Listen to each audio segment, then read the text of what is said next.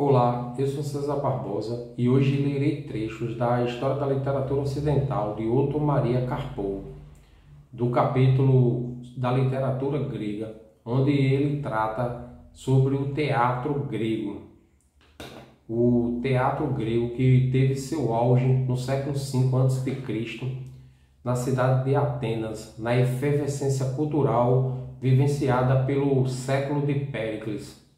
Três grandes dramaturgos tiveram a relevância muito acima dos demais. São eles Ésquilo, Sófocles e Eurípides.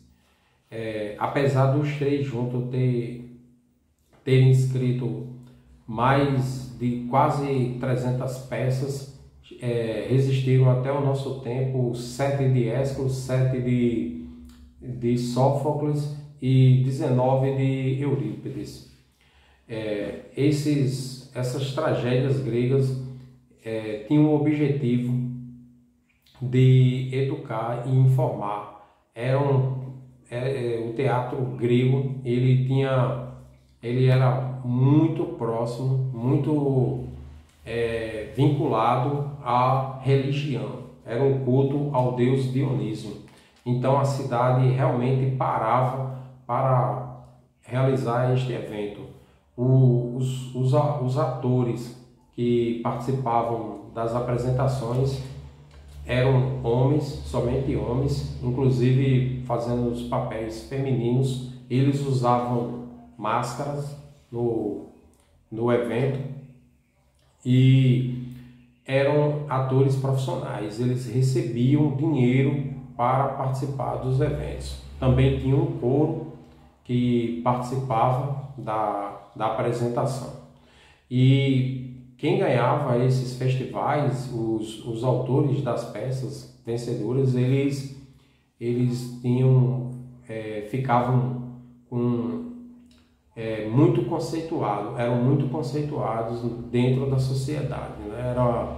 O ganhar, ser o vencedor, era algo de muita honra. Então, essas peças com um intuito educativo, religioso e também de caráter de entretenimento eram de bastante sucesso naquela época. Os anfiteatros eles eram construídos com arquitetura para facilitar a audição, para que até a última fileira mais distante do ator conseguisse ouvir a sua voz. Então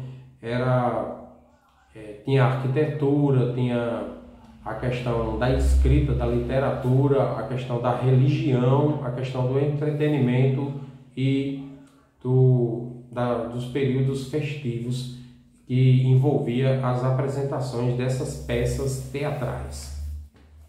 Então, leamos nós agora o que Otto Maria Carpo tem a dizer sobre o teatro grego. Píndaro parece-nos estranho. Em comparação, Ésquilo, Sófocles e Eurípides são para nós figuras familiares. O teatro moderno criou-se com esses modelos antigos. Os enredos fazem parte da cultura geral de todos nós. Orestes e Prometeu, Édipo e Antígone, Ifigênia e Medea são personagens do nosso próprio teatro. E quando no século XIX se fizeram as primeiras tentativas de representar tragédias gregas no palco moderno, o sucesso foi completo.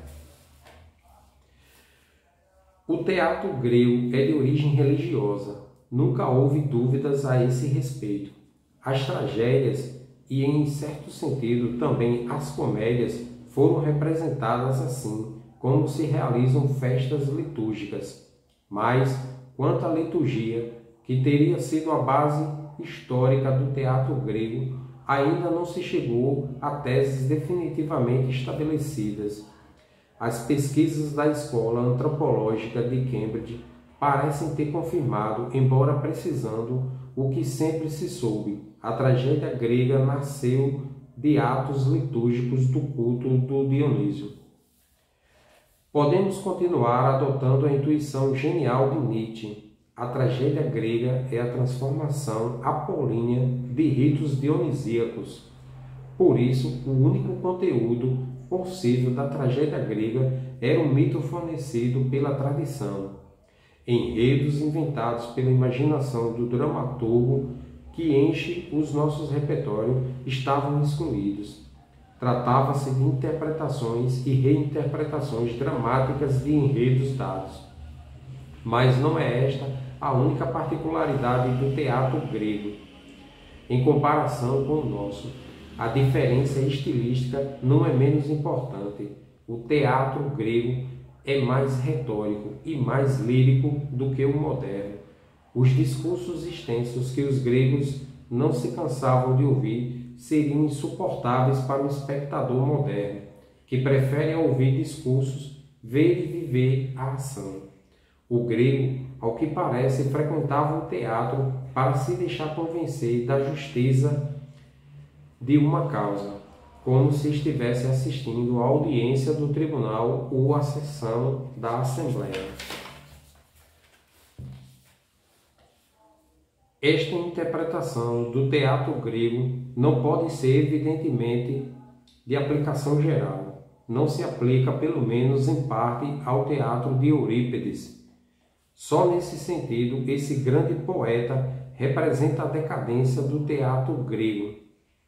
Mas, já quanto a Sófocles, há dúvidas das mais sérias. O sentido do seu teatro não é evidentemente social, mas religioso, de uma religião antropocêntrica.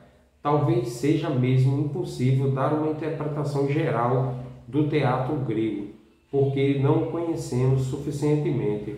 Só conhecemos o teatro ateniense, e deste apenas poucas peças de 3 dramaturgos.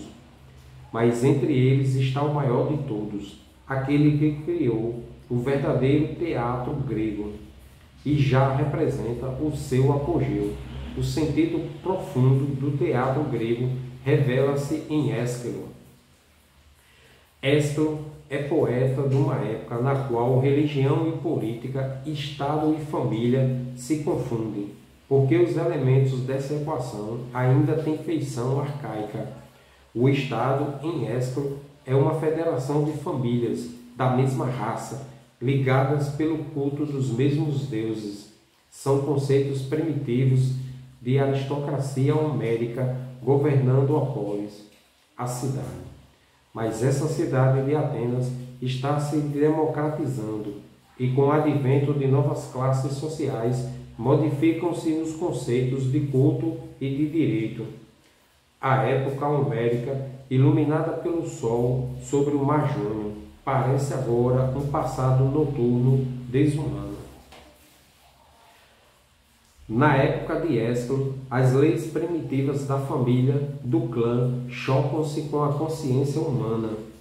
Daí a força trágica de Os 7 contra Tebas, talvez a peça mais trágica do teatro grego. Eteócles e Polinice acreditavam-se envolvidos na luta das tribos, não sabendo que serviam de instrumentos da guerra santa contra a lei antiquada e bárbara da raça. O teatro de Ésquilo trata desse modo de destinos coletivos, não de indivíduos. Por isso, é capaz de representar os grandes conflitos na cidade e decidi-los por em reinterpretações do mito, porque o mito continua como símbolo supremo da ligação entre o mundo divino e o mundo humano. Nada se modifica no mundo humano, sem modificação correspondente no mundo divino. O Estado precisa da sanção religiosa dos seus atos, e é o teatro que lhe permite o uso dinâmico dos mitos para sancionar a nova ordem social. A Oréstia é simultaneamente tragédia familiar, política e religiosa. Na família de Agamemnon e Clitemnestra, a lei bárbara da vingança leva ao assassinato e à loucura. Mas no julgamento de Orestes pelo Areópago, o tribunal do Estado vence os novos deuses da cidade sobre as divindades noturnas. As fúrias se transformam em Eumênides e esse eufemismo religioso é a sanção religiosa do novo direito. A Oréstia é a maior tragédia política de todos os tempos. Aqui neste ponto onde as fúrias se transformam em Eumênides, e esse eufemismo religioso é a sanção religiosa do novo direito, em referência à instituição do Tribunal do Júri, nesta peça. A cronologia dos grandes trágicos gregos é um tanto confusa. Desde a antiguidade foram sempre estudados numa ordem que sugere fatalmente a ideia de 3 gerações. Sófocles, sucessor de Ésquilo, e Eurípides, por sua vez, sucessor de Sófocles. Mas Ésquilo, 525 a 456 a.C., Sófocles, 496 a 406, e Eurípides, 480 a 406, são quase contemporâneos. Quando Aristófanes, contemporâneo dos dois últimos, se revolta contra as novas ideias dramáticas e filosóficas de Eurípides, não é a dramaturgia de Sófocles que ele recomenda como remédio, e sim a de Ésquilo. Para todos os três, Sófocles, Aristófanes e Eurípides, Ésquilo não é um poeta arcaico, e sim um poeta da geração precedente. Realmente, Eurípides tem pouco em comum com Sófocles e está mais perto de Ésquilo do que o reacionário Aristófanes pensava. É preciso derrubar a ordem que a rotina pretende impor. Mas, sem Eurípides, o teatro moderno não seria o que é. Racine e Goethe são discípulos de Eurípides, que, através do seu discípulo romano Sêneca, influenciou também profundamente o teatro de Shakespeare e o teatro de Calderon.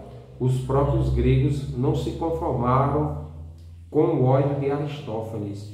Aristóteles chama a Eurípides tragicotatos, o poeta mais trágico de todos, superlativo que nos parece caber a Ésquilo. Na verdade, Eurípides é o Ésquilo de uma época incerta, de transição. Como a nossa, Eurípides quase se nos afigura nosso contemporâneo. Aqui, Eurípides é ligado ao final, o fim desta época das grandes tragédias gregas, justamente do fim do século de Péricles grego. Na tragédia de Eurípides aparecem personagens que a tragédia anterior não conhecera. O mendigo que se queixa da sua condição social e, sobretudo, a mulher envolvida em conflitos sexuais. As personagens femininas são as maiores criações de Eurípides. Fedra, Ifigênia, Electra, Alceste e Medeia. É a primeira grande personagem de mãe no palco. Hipólito é a primeira tragédia de amor na literatura universal. A definição dos efeitos da tragédia por Aristóteles é deduzida das peças de Eurípides. Por isso, Aristóteles lhe chamou o poeta mais trágico.